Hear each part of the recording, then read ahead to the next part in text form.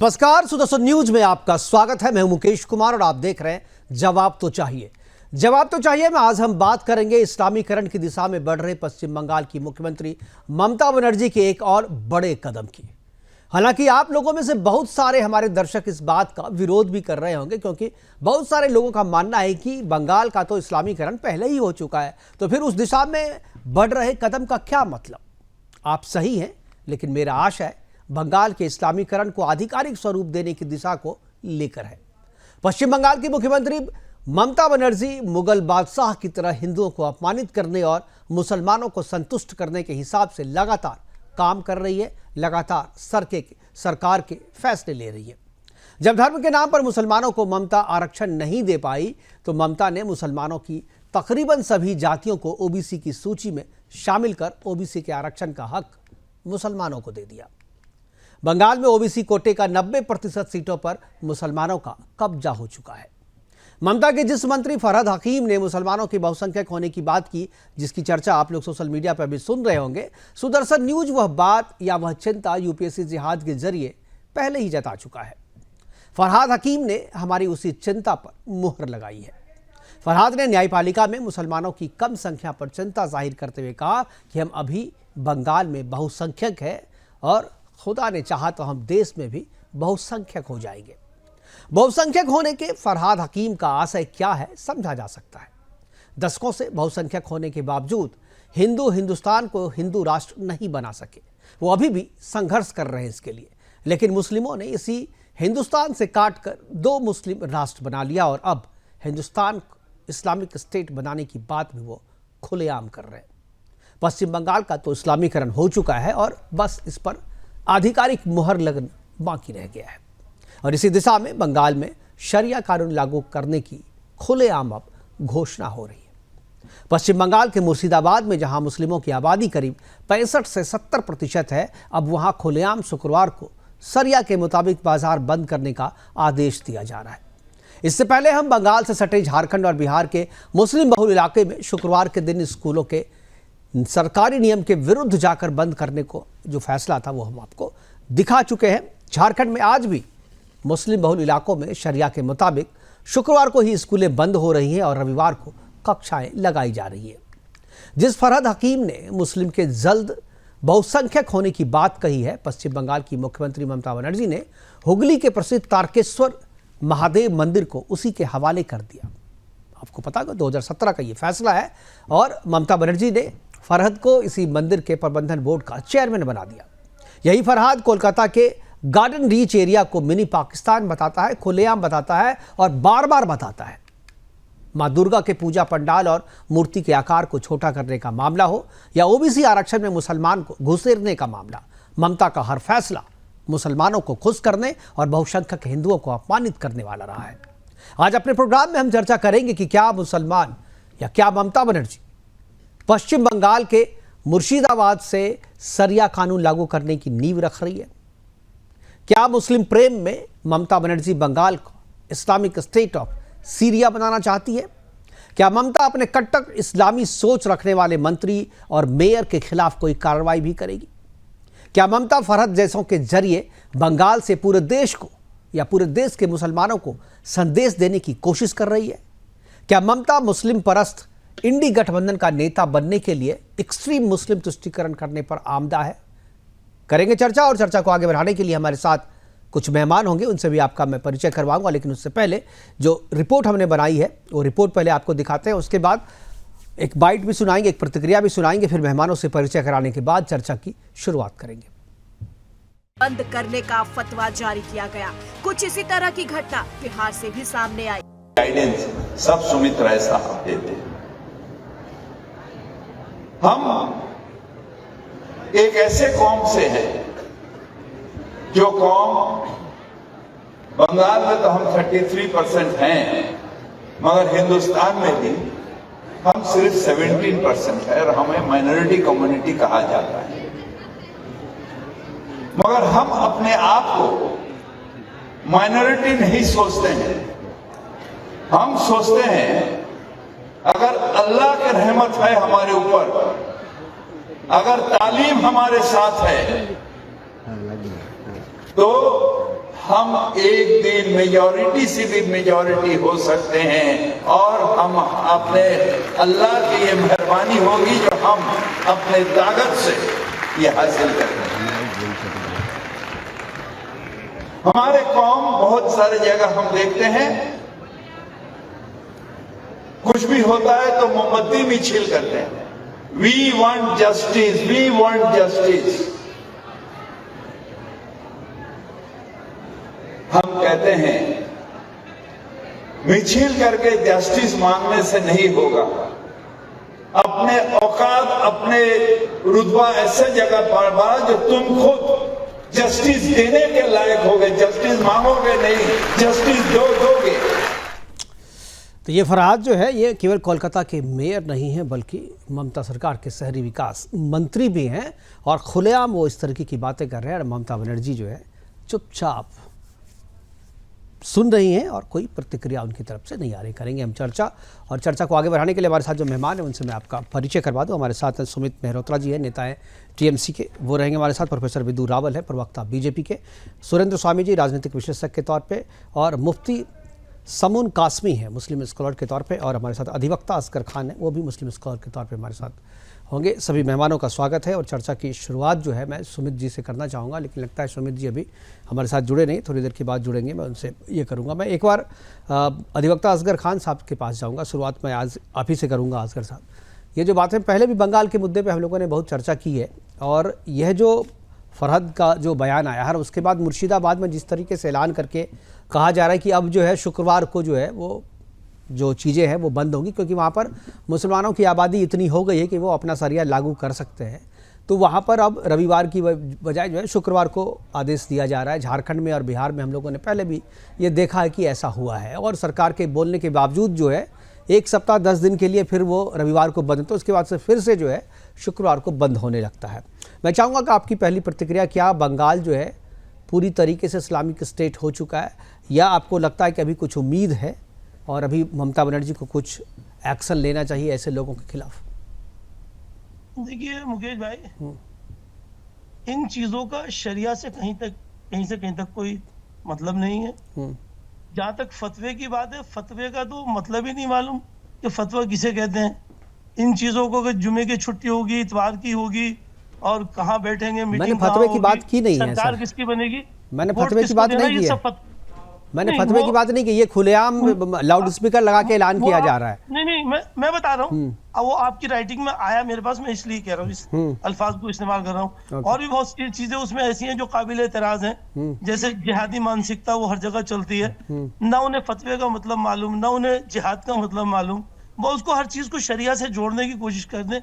इससे शरिया का कोई लेना देना नहीं है भाई। हर बाजार के लिए, हर शहर के लिए या कोई पैड लगती है उसके लिए, तमाम चीजों के लिए उनकी यूनियन होती है।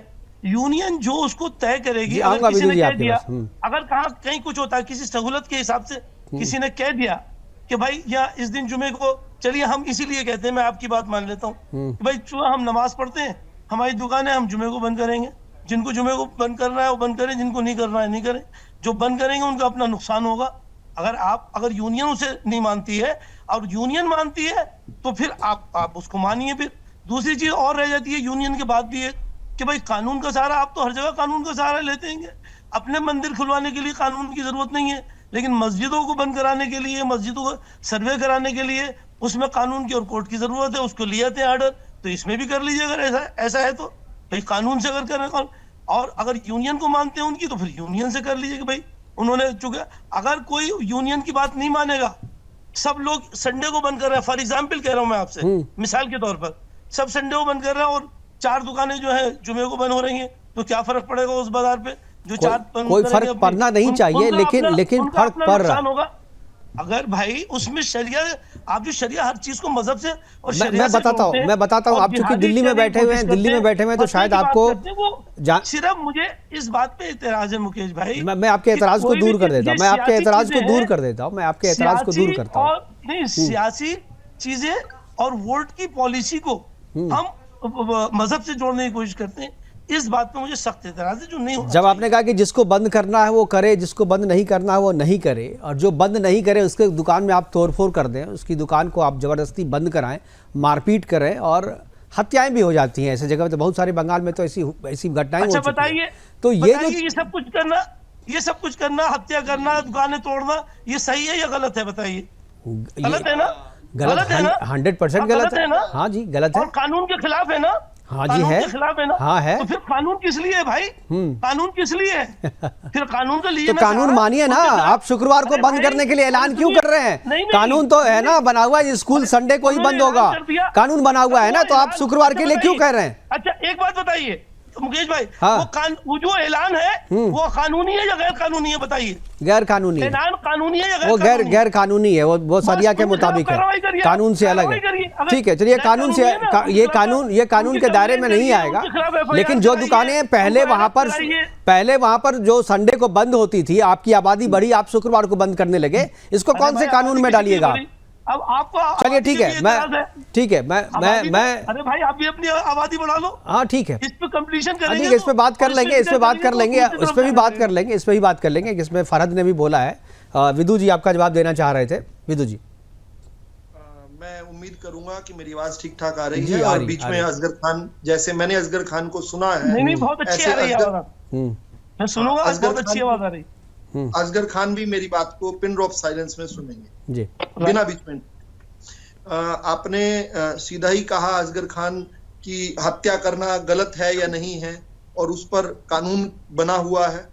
तो कानून तो पत्थर चलाने पर भी बना होगा, सरकार के काम पर व्यवधान डालने पर भी बना होगा, और कोर्ट के आदेशों के ऊपर जो कार्रवाई हो रही है उस पर भीड़ इकट्ठी होकर पत्थर चलाए, तमंचे लहराए और तमंचे चलाए, इस पर भी कानून बना होगा। फिर आप क्यों रो रहे थे कि इतने लोग शहीद हो गए, इतने लोग पत्थरबाज घर से निकले और शहीद हो गए? बड़ी अजीब सी बात है, अपने हिसाब से चला लेना। लेकिन इसी में ये एक बात और है, अभी पैकेज में हमने एक बात सुनी जो कि किसी ने कहा कि आपके पैकेज में, अभी किसी ने कहा कि भाई हम न्याय जो है अपने हाथ में ले लेंगे, अब मोमबत्ती नहीं चलाएं। अरे भाई साहब, ये बंगाल के मंत्री हैं फरहद खान साहब, फरहद बंगाल के अर्बन डेवलपमेंट मंत्री हैं और कोलकाता के मेयर हैं। ये कल को उन्होंने ये बात कही सार्वजनिक सभा में।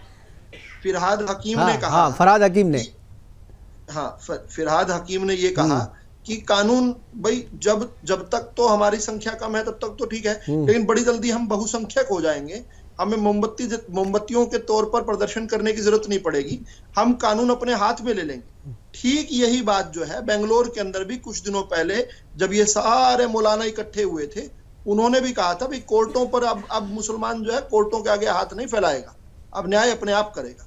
ये ठीक यही बात है। और आपने बड़ा सही सवाल पूछा कि इतनी आबादी हो गई कि अब बाजार बंद किया जा सकता है, तो ये इतनी आबादी, कितनी आबादी, मतलब 30%, 40%, 50%, कितनी आबादी के बाद डिक्लेयर किया जाएगा कि इस देश का संविधान जो है उसको बंद करके शरीयत लागू कर दी जाए? उसके लिए जरूर जो है आप किसी मुस्लिम स्कॉलर से जो आपके यहाँ पर बैठे हुए हैं उनसे पूछेगा क्या मापदंड लिखा हुआ है कि कितनी आबादी हो जाए तो बनना है। लेकिन बड़ी बात क्या है कि एक रेस चल रही है कि ज्यादा एक्सट्रीम रेडिकल कौन है। और मैं मुसलमानों की बात नहीं कर रहा हूं, मैं कहता हूं कि कोई ये कहता है ये जी रेडिकल इस्लामिस्ट है, गलत शब्द है। ये सभी एक जैसे ही सोच के लोग होते हैं, सभी उन्हीं तरह की सोच रखने वाले हैं, तो there is nothing like radical in Islam, वो नॉर्म का मामला है। लेकिन बड़ी बात जो है वो इन नेताओं को लेकर है। अभी एक होड़ देख रहे हैं, अखिलेश यादव जो है, अखिलेश यादव की एक और होड़ है, मुस्लिम अपीजमेंट ज्यादा कौन करेगा, ज्यादा कौन घड़ियाली आंसू बहाएगा मुसलमानों के लिए। ओवैसी जय फिलिस्तीन का नारा जो है संसद में लगाते हैं, प्रियंका वाड्रा तो आज बैग ही ले आई फिलिस्तीन का नाम लिखकर। ममता ने कहा कि मैं पीछे कैसे रह जाऊं। ये जो एक कंपेटिटिव चैंपियनशिप चल रही है मुस्लिम अपीजमेंट की, मुस्लिम तुष्टिकरण की, उसमें पीछे कैसे रह जाए। और एक और खास बात है, यहां पर कोई कितने बड़े पद पर चला जाए, कोई देश का उपराष्ट्रपति 10-10 साल तक रह जाए हामिद अंसारी, लेकिन सोच वही है। कोई अगर जो है कोई एमसी बन जाए, नेता बन जाए, ताहिर हुसैन, सोच वही है। कोई शर्जील इमाम जो है कितने बड़े इंस्टीट्यूट में पढ़ा हो, लेकिन सोच वही है।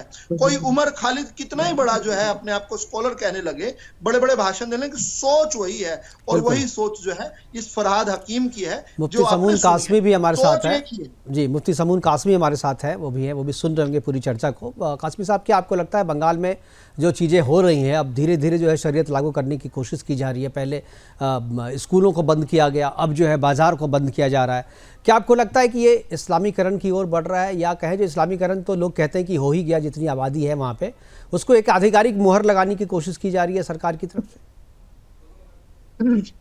मैं सबसे पहले तो एक बात ये कहना चाहता हूँ कि दरअसल अपने देश के अंदर एक डेमोक्रेसी है, और डेमोक्रेसी में सारे धर्मों के मानने वाले होते हैं। इस्लाम भी है, सनातन भी है, जैन भी है, बौद्ध भी है। तो हम लोगों ने मिलकर के, हमारे बड़ों ने, हमारे पूर्वजों ने एक ऐसा तंत्र हमने इख्तियार किया था कि हर आदमी अपने अपने हिसाब से अपनी पूजा पद्धति करे और अपने हिसाब से अपने जीवन को जिए, और उसकी किसी चीज को किसी के ऊपर थोपने की कोशिश ना करे। और हमने डेमोक्रेसी को जब इसे हमने तस्लीम किया, तो अब अगर कोई ऐसी बात करता है तो मैं ये समझता हूं कि ये इस्लामिक सोच नहीं है। और इस्लाम, मैं ये बात कहने में मुझे कोई संकोच नहीं है कि हजरत मोहम्मद साहब या कुरान को अगर आप उठा के देखें, कुरान एक जगह कहता है कि तालो इला कलिमतिन सवाउम बैनना व बैनकुम अल्ला नाबुदा इल्लल्लाह। वो कहते हैं कि देखो, जब तुम में बहुत सारी चीजों पे इख्तलाफ हो जाए तो कोई एक बिंदु ऐसा इख्तियार कर लो कि जिसके ऊपर एकता हो सकती है। तो हम सब लोगों ने मिलकर के एक ऐसा तंत्र बनाया अपने देश के अंदर कि यहाँ मुगल भी रहे, पुर्तगाली भी रहे और यहाँ अंग्रेज भी रहे। भाई, आज हमने उनसे आजादी हासिल की। हमने आजादी इसलिए हासिल नहीं की थी कि हम आपस में एक दूसरे से के ऊपर हम हावी होने की कोशिश करें। भाई, धर्म तो नाम करुणा और प्यार का है, यही इस्लाम बात करता है, यही सनातन करता है। एक क्लैरिफिकेशन मुफ्ती साहब चाहूंगा, ये जो एकता की बात करी किसी एक बिंदु पर एकता, तो ये एकता मुसलमानों के विद इन मुस्लिम है या विद इन कम्युनिटी है, दूसरी कम्युनिटी के? ये इन जनरल था। वहाँ यहूदी और यानी जो क्रिश्चियनिटी देखने को नहीं मिल रहा है कि अगर मुसलमानों में आपसी भेदभाव होता है तो चुनाव में सब एक हो जाते हैं। गहराई में पहुंचेंगे तो उसमें यही सारी चीजें आएंगी कि आप जो है तो अब हमारा सबका मालिक, भाई हम सब एक ही नरो नारी की संतान है। मैं संतान का पहला वेद, मैं पहला ज्ञान वेद मानता हूँ और आखिरी ज्ञान मानता हूँ, और दोनों का मूल एक है। ठीक है विदु जी, मैं एक बार सुरेंद्र स्वामी जी के पास एक बार जाना। सुरेंद्र स्वामी जी, आपने तीनों वक्ताओं को सुना आपने, और मैंने जो सवाल किए थे वो सवाल भी मैं दो चीज़ों पे आपके कमेंट्स आऊँगा। एक तो ये जो चल रहा है इस्लामीकरण की कुछ है, दूसरा ये कि क्या ममता बनर्जी ये सारी चीज़ें जो एक्सट्रीम तुष्टीकरण की तरफ बढ़ रही है, क्या इंडी गठबंधन की कमान अपने यहाँ अपने हाथों में रखने के लिए ये सब सारी चीज़ें की जा रही है कि भाई जिसके पक्ष में मुसलमान होगा, इंडी गठबंधन का की जो सीट है नेता की वो भी उसी के पक्ष में होगा, इसलिए भी ये किया जा रहा है? नहीं, देखिए मुकेश जी, पहले तो महाराष्ट्र के चुनाव ने ये साबित कर दिया और देश के चुनाव ने भी ये साबित कर दिया कि धर्म के नाम पर, तुष्टीकरण के नाम पर अगर कोई सोचता है कि वो इस देश में अपनी सत्ता हासिल कर सकता है, सरकार बना सकता है, तो उसका ये मुगालता खत्म हो गया। मुझे अभी तक याद है कि मोदी जी ने चुनाव के बीच में, लोकसभा चुनाव के बीच में एक इंटरव्यू दिया था और उस इंटरव्यू में ये कहा था कि मुसलमानों को ये गलतफहमी अपने दिमाग से निकाल देनी चाहिए। ANI का इंटरव्यू था कि वो सरकार बना सकते हैं और सरकार बदल सकते हैं और उनको अब अपने लोगों को मेन धारा में ला करके देश की तरक्की में भागीदारी करनी चाहिए। तो ये जो बात इन्होंने कही है कि भाई हम बहुमत में हैं और आगे हमको नहीं, तो गलत क्या कह रहे हैं? वो सही कह रहे हैं। प्रजातंत्र, हम लोगों को क्यों कष्ट हो रहा है? ये बीजेपी वालों को क्यों कष्ट हो रहा है? अरे भाई, बंगाल में वो कह रहे हैं कि हम 33% हैं, वो 51% तो नहीं है ना। तो अगर वो ये कह रहे हैं कि हम मोमबत्तियां नहीं जलाएंगे, सही कह रहे हैं। प्रजातंत्र में जिसकी लाठी उसकी भैंस का मतलब ये है कि जिसके पास बहुमत है, जिसके पास वोट है, वो राज करेगा। अगर मुसलमानों को बंगाल में वो अपना राजा चुन सकते हैं तो वो राज करेंगे, और अगर आप चुन सकते हैं तो आप राज करेंगे। तो इसमें तो कोई बात ही नहीं है। ये हिंदू की बीमारी है, ये मुसलमान की बीमारी नहीं है। ये मोमबत्तियां लेके हिंदू जाता है, मुसलमान नहीं जाता है। तो ये जो एक समस्या है वो समस्या इस देश में रहेगी और उसके दो ही इलाज हैं। एक इलाज तो खुद हकीम उन्होंने कहा, फरहाद हाकिम ने, कि हम माइनॉरिटी है ही नहीं, और वो बिल्कुल सही कह रहे हैं। जब देश आजाद हुआ था तब माइनॉरिटीज बहुत कम थी। संविधान के इतनी चीजों पर संविधान बना, उसमें माइनॉरिटी को भी कहा कि माइनॉरिटी को प्रोटेक्शन देंगे एजुकेशन में, रिलीजन में, सब में, लेकिन उन्होंने ये नहीं बताया माइनॉरिटी कौन है। इतनी बड़ी संविधान में बहस हुई, इतने लोग बैठे, संविधान में माइनॉरिटी कौन है इसका कहीं जिक्र नहीं है। तो ये माइनॉरिटी आई कब? ये आई जब माइनॉरिटी कमीशन एक्ट बना 92 में, और वकील साहब को मालूम होगा, और उसमें उन्होंने नोटिफाई कर दिया कि ये माइनॉरिटी है। क्या आधार था? कोई आधार नहीं था। तो जब वो कह रहे हैं, खुद फरहाद हाकिम कह रहे हैं कि हम माइनॉरिटी नहीं है, तो आप उस एक्ट में अमेंडमेंट कर दीजिए। आपको संविधान में तो जाना नहीं है, आपको सिर्फ बहुमत चाहिए, और मुस्लिम्स को हमारे बराबर बहुसंख्यक की श्रेणी में ले आइए, हटा दीजिए माइनॉरिटीज। एक बात। दूसरी बात यह है कि जो वो कहते हैं कि हम वहाँ 33% हो गए हैं और अब आगे भी बढ़ेंगे, तो सबको मालूम है कि बंगाल के जो सीमावर्ती जिले हैं उन जिलों में घुसपैठिए हैं। बिल्कुल। आपने एनआरसी बनाया, एनआरसी का कानून 2003 में आया मुकेश जी, आज नहीं आया है। ये वाजपेयी जी की सरकार में कारगिल युद्ध के बाद एक जरूरत महसूस की गई एनआरसी की, तब ये कानून बना, और कानून में सब डिटेल है। सिर्फ एक चीज लिखी कि जिस दिन से ये लागू होगा वो डेट गवर्नमेंट नोटिफाई करे। बिल्कुल। वो डेट आज तक नहीं की। लोग सीए से एनआरसी को जोड़ रहे हैं, वो कंफ्यूज हैं। बिल्कुल सर, अभी बार बार ब्रेक लेने के लिए कहा जा रहा है। मैं आपको रोकना चाहूंगा सुरेंद्र जी, एक छोटे से ब्रेक के लिए रुकते हैं, वापस आएंगे तो जो बात सुरेंद्र स्वामी जी कह रहे हैं वो भी पूरी करेंगे, और उसके बाद जो हमारे बाकी मेहमान हैं उनसे भी बात करेंगे। वक्त एक छोटे से ब्रेक का, जाइएगा कहीं नहीं। ब्रेक पर आपका स्वागत। हम चर्चा कर रहे हैं कि पश्चिम बंगाल का सीरिया बनता जा रहा है मुर्शिदाबाद, और जिस तरीके से शरीयत का कानून यहाँ पे लागू किया जा रहा है उससे चिंताएं बढ़ रही हैं, लेकिन ममता बनर्जी को कोई इससे फर्क नहीं पड़ता। चर्चा जारी है, हमारे साथ सारे मेहमान बने हुए हैं। सुरेंद्र स्वामी जी कुछ बोलना चाह रहे थे और बीच में मैंने उनको रोक दिया था। सुरेंद्र स्वामी जी अपनी बात पूरी करें, फिर मैं जाऊँगा असगर खान साहब के पास।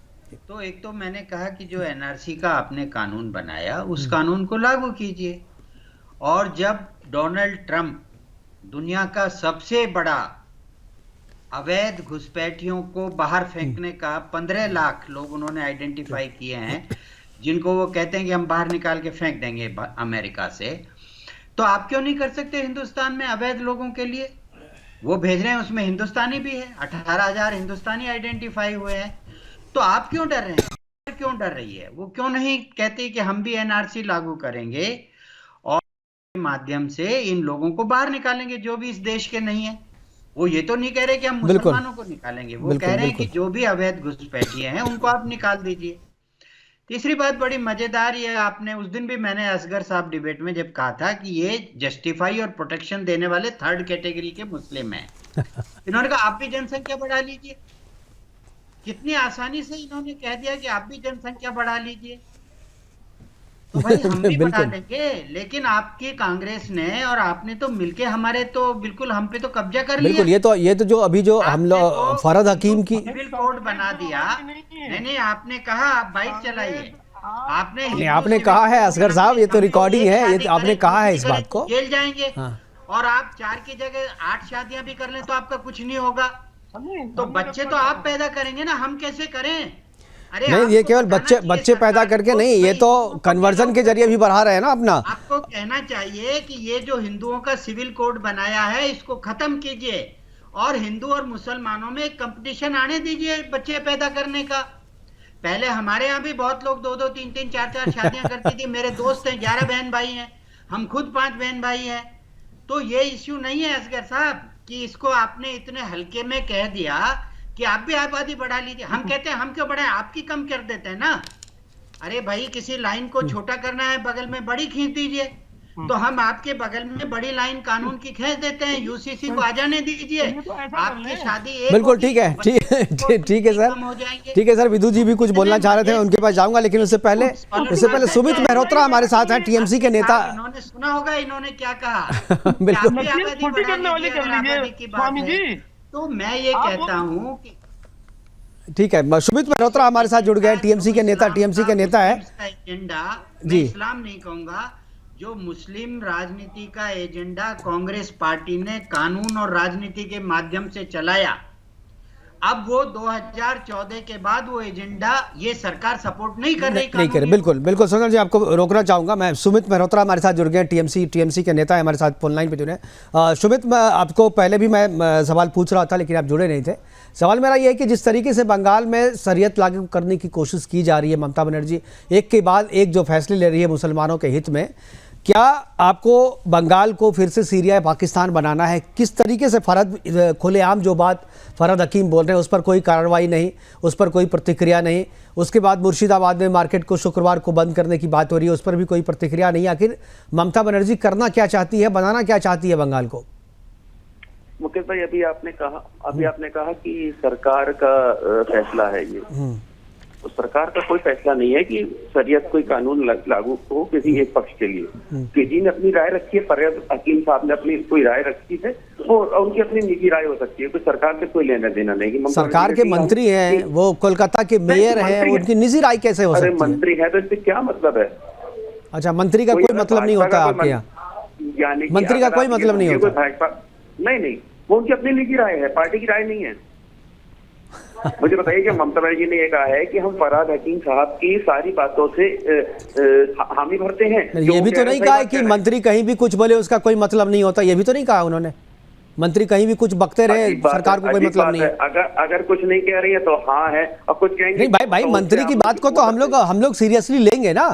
मंत्री की बात को सीरियसली नहीं लेंगे, किसकी बात को लेंगे? मुकेश भाई वो उनकी अपनी निजी राय हो सकती है। उन्होंने तो ये बात नहीं कही कि हमारी निजी राय है। शुक्रवार को देखिए, नहीं, शुक्रवार को उन्होंने ये रखी है बात कि आप लोग अपनी दुकानें बंद रखिए जितने समय नमाज पढ़ना चाह रहे हैं। अगर वो उन्होंने कुछ कही है तो उन्होंने कुछ सोच समझ के कही होगी जनता के लिए वहाँ पे। नहीं, सोच समझ के तो कहा ही है, यही तो मैं बोल रहा हूँ, काफी सोच समझ के कहा है। सोच समझ के कहा, मैं बोल ही रहा हूँ। पार्टी लाइन हमारी ये नहीं होती है कि किसी को नुकसान पहुंचा करके किसी का धंधा बंद करा करके आप कुछ काम करें। पार्टी लाइन सामने से तो ये नहीं होती है, लेकिन भीतर से जो होती है वो दुनिया को पता चल चुका है, इसलिए आप उसको कितना भी छुपाएं, पता है सबको। ये चीजें तो जो गोदी मीडिया है वो पैदा कर रही है कि ममता बनर्जी बंगाल को, आप कोई भी मीडिया कहिए, उससे कोई फर्क नहीं पड़ता है, लेकिन सच तो हम लोग सामने लाएंगे। सच सामने लाने वाले को आप जो भी कहे, हमें फर्क नहीं पड़ता आप लोगों से। आप मुकेश भाई, मैं आपके लिए नहीं कह रहा हूँ, ये आप अपने ऊपर ना, हमारे ऊपर कहेंगे भी तो हमें कोई फर्क नहीं पड़ता। आप लोग बोलते रहे शुरू से, कोई दिक्कत नहीं है उसमें। नहीं, हम आपके लिए क्यों कहेंगे? जब आप हमारे इतने बढ़िया भाई लोग हैं, चैनल्स वाले हैं, हम आप लोगों के लिए क्यों कहेंगे? हम मीडिया, हम तो हमारी बात मान लीजिए ना, जो हम कह रहे हैं। हम गोदी मीडिया के लिए कह रहे हैं ना। तो हमारी बात जो मान लीजिए ना आप। अगर आप अपने आप को गोदी मीडिया समझते हैं तो अच्छी बात है। फिर आप दोनों बात आप ही कह रहे हैं भाई, हम तो जो है आप दोनों बात आप ही कह रहे हैं। मैं कह रहा हूं, अगर आप वैसा नहीं समझते तो जो हम कह रहे हैं उसको मानिए आप बात। पार्टी का कोई लाइन नहीं है कि हम लोग बंगाल को बांग्लादेश बनाए। ये भाजपा के लोग हैं और मोदी मीडिया है, वो चाहती है कि ममता बनर्जी बंगाल को, ममता बनर्जी ने तो बंगाल के लिए, बांग्लादेश के लिए प्रधानमंत्री से बात करी कि आप वहाँ पे हमला करिए। ठीक है, क्यों शांत बैठे हैं? बांग्लादेश के ऊपर हमला करिए। ठीक है, उस पर तो बात नहीं हो रही। विदु जी को जवाब देना है, उसके बाद मैं असगर जी के पास आऊंगा। विदु जी, ममता जी की गोद में बैठे और ममता प्राप्त जो मेयर हैं, जिनको शहरी विकास मंत्री भी ममता जी ने बनाया हुआ है, उनकी बात पर तो हम ना भरोसा करें। हम सुमित जी की बात पर ही क्यों भरोसा करें? क्या ममता जी ने आकर खंडन कर दिया? अब ये ममता जी की पार्टी का एक आदमी आकर कुछ कह दे, दूसरे व्यक्ति आकर कुछ कह दे, तो भाई अगर वैसे भी मान ले तो ममता जी की कैबिनेट का सदस्य है, उनको बाहर निकाल के फेंको, और कुछ नहीं तो कम से कम खंडन कर दो कि भाई किसी नशे में, किसी बात में उन्होंने कह दिया होगा, लेकिन कम से कम, और या ये भी कि भाई मैं इसमें, ममता जी कहें कि टीएमसी और मेरा इससे कोई लेना देना नहीं है। ऐसा किया क्या अब तक कोई? लेकिन ऐसा नहीं करेंगे। सुमित जी यहाँ नेशनल टीवी पर जरूर हमें यकीन दिलाने की कोशिश करेंगे कि ममता जी इतनी बड़ी फ्रॉड सेकुलर नहीं है जितना। हाँ, मैं इसको फ्रॉड सेकुलर क्यों कहता हूं, मैं बार बार कहता हूं ये फ्रॉड सेकुलरिज्म है। मैं एक और शब्द कहता हूं, ये शर्म निरपेक्ष है। इन्होंने शर्म के साथ निरपेक्षता का धर्म निभाया हुआ है। इनके लिए हया जो है, शर्म और हया कोई विषय नहीं है। इसलिए जो है हम देखते हैं कि पूरा का पूरा मामला सीधा सीधा सा है। अभी जो बैठकर यहाँ पर एक व्यक्ति असगर खान जी, वो ये कह रहे थे कि भाई ये तो स्वैच्छिक है, किसी ने करना है कर लो, नहीं करना। अरे स्वैच्छिक नहीं है, ऐलान किया गया, घोषणा किया गया है। और घोषणा किसने की गई है? उसकी बाजार समिति, और उसको जो है बैक किसने किया है? ममता बनर्जी के लोगों ने बैक किया, उनके नेताओं ने बैक किया उस बात को। बिल्कुल। लेकिन जब कावड़ यात्रा चल रही होती थी, उस समय अगर कोई ये कह दे कि भाई दुकानदार अपना नाम लिख दे, तो उस समय तो ये सारे देवर अप एंड आर्म्स, ये तो कह रहे थे कि नहीं नहीं नहीं, क्यों पूछ लिया नाम? बिल्कुल, नाम दुकानदार का क्यों पूछ लिया? आज वही स्थिति इनके साथ है। ठीक है, ठीक है विदु जी। असगर साहब आपका जवाब दे रहे हैं, समय सीमित है जी। आऊंगा समूनी कासमी जी के पास भी आऊंगा एक बार। पहले असगर जी के लिए एक बात छोड़कर जा रहा हूँ मैं। पहले जो मुफ्ती साहब कह रहे थे, मुफ्ती साहब भाई साहब सुनो, असगर जी आपके लिए कह रहा हूँ मैं, असगर जी आपके लिए कह रहा हूँ मैं, रुक जाओ, सुन तो लो, आप ही के लिए कह रहा हूँ कुछ बात में। टाइम वेस्ट होता है, ऐसे टाइम वेस्ट होता है। असगर जी सुन लीजिए। हाँ ठीक है, जल्दी से। देखिए, जब ये जब बहुसंख्यक हो जाते हैं, मैंने पहले भी पूछा कि वो कौन सा क्राइटेरिया है जिस पर जाकर शरीयत लागू करेंगे। जब बहुसंख्यक हो जाते हैं तो मामला सीधा सीधा सा एक ही आ जाता है, जो मुर्शिदाबाद में आप देख रहे हो, यही हमने संभल में देखा भी, जो मंदिर निकला। जब बहुसंख्यक हो जाएंगे अपने तरीके से निकालेंगे। झारखंड के अंदर, बिहार के अंदर हम देख चुके हैं, और हम कश्मीर में भी देख चुके हैं, जब मस्जिदों से ऐलान हुआ था कि अपनी बेटियों को, बहनों को, माताओं को यहाँ छोड़ दो और तुम चले जाओ। इसलिए मैं मुफ्ती साहब से ये भी जानना चाहता हूं, ये जो अभी बात कर रहे थे भाईचारे की, पूरे कायनात में कौन सी एक ऐसा स्थान है जहां मुस्लिम बहुसंख्यक है और वहां भाईचारा? बिल्कुल, ये सवाल पूछ लेंगे। ठीक है विदु जी, मेरे पास समय की कमी है, असगर जी जवाब देंगे, उसके बाद मैं मुफ्ती जी के पास जाऊंगा। असगर। विभव भाई, वही जो लौट फेर के बात आती है हिंदू मुस्लिम की, कि ठेलों पे नाम लिखवाने की बात कर रहे हैं। अब उसके बीच में आपने बहुत सारे टॉपिक आ गए। हिंदू मुस्लिम हो गया। एक मिनट विभव, मेरी एक बात, विदु जी प्लीज बोलने दीजिए। बात बता देना। उसी के साथ साथ फिर संभल के मंदिर की बात आ गई। मैं अब किस बात का जवाब दूं? संभल के मंदिर की अगर आप बात करते हैं तो अब आप बताइए, आप वकील हैं, 48 साल से आप कह रहे हैं कि साहब वो नहीं था, किसी का कब्जा था या कुछ भी था, तो क्या उसके लिए कोर्ट नहीं जाना चाहिए था? चलिए हम आपके साथ हैं, हाथ में हाथ डालिए, भाई से भाई बनिए। अब तो आप डालेंगे ही, अब तो आप करेंगे ही, अब तो आप सब चीज। लेकिन 46 साल से जो बंद था, तभी क्यों नहीं कहा आपने? जो सरकार ने बंद करके रखा है, चलो हाथ में हाथ डाल करके खुलवा देते हैं आपको। नहीं ठीक है, अब तो आप कहेंगे ही ना, अब तो आप कहेंगे ही। चलिए ठीक है। हमारे मुफ्ती साहब, हमारे पास समय की कमी है। असगर साहब समय की कमी आगे कर लेंगे आपको। मुफ्ती साहब बोलेंगे, हम वाइंड अप करने के लिए कहा जा रहा है। मैं मुफ्ती साहब के पास आखिरी में जाऊंगा। एक बहुत ये कहना चाहता हूं कि मुसलमानों को दरअसल 60 साल में इन तथाकथित पार्टियों ने उनका तुष्टीकरण करके उन्हें वोट बैंक बनाया। और अभी मेरे से पहले बोल रहे थे कि उन्होंने कहा यूसीसी, तो यूसीसी जब आएगा तो यकीनी तौर से देश के अंदर एकता का वातावरण बनेगा और हम संतुलित होंगे। और मैं ये कहना चाहता हूं आपके इस माध्यम से कि वो इस्लाम या मुसलमानों के खिलाफ नहीं है, बल्कि हमारी जो हमारी मेन, जो हमारी फंडामेंटल चीज है, वो सब संतुलित होंगी। और आज की सरकार, मैं ये कह सकता हूं कि सरकार सबका साथ, सबका विकास, सबका विश्वास, सबके प्रयास को आगे बढ़ाया, बगैर भेदभाव के तमाम योजनाओं में माइनॉरिटीज को, मुस्लिम को शामिल ये बढ़ाया, ये तो सही है, लेकिन ये बढ़ाना सही है कि गलत है, इस पर भी चर्चा होती है। हमारे पास समय की कमी है विदु जी, मैं आपको टाइम नहीं दे पाऊंगा, इसलिए क्षमा मांगते हुए प्रोग्राम को यहीं पर वाइंड अप करना पड़ेगा। विदु रावल जी, हमसे जुड़ने के लिए आपका बहुत बहुत धन्यवाद। हमारे साथ सुरेंद्र स्वामी जी जुड़े, आपका भी, असगर खान साहब आपका भी, और समून कासमी जी आप जुड़े, आपका भी बहुत बहुत धन्यवाद, आप जुड़े। लेकिन जो चर्चा हम कर रहे थे कि जहाँ भी जनसंख्या बढ़ती है वहाँ पर ये अपने हिसाब से सारे काम करने लगते हैं, और इसकी चिंता हमने यूपीएससी जिहाद के जरिए भी यहाँ पर जताई थी, और उस सीरीज को भी हमने चलाया था। हालांकि कोर्ट के आदेश के बाद से वो सीरीज जो है 4 एपिसोड के बाद से बंद कर देना पड़ा, लेकिन जो बातें हमने वहां पर कही थी वही बात आज जो मुर्शिदाबाद में की जा रही है, आज जो मेयर जो कह रहा है, वो सारी चीजें वही है, और उसी चिंता पर मुहर लगाई जा रही है। और जहां भी इनकी संख्या बढ़ेगी ये अपने हिसाब से काम करेंगे, इसलिए जरूरत है यूसीसी लाने की और वैसे कानून लाने की जहां पर इन्हें नियंत्रित किया जा सके और एक समान वातावरण बनाया जा सके। फिलहाल अभी के लिए इतना ही, दीजिए इजाजत, नमस्कार।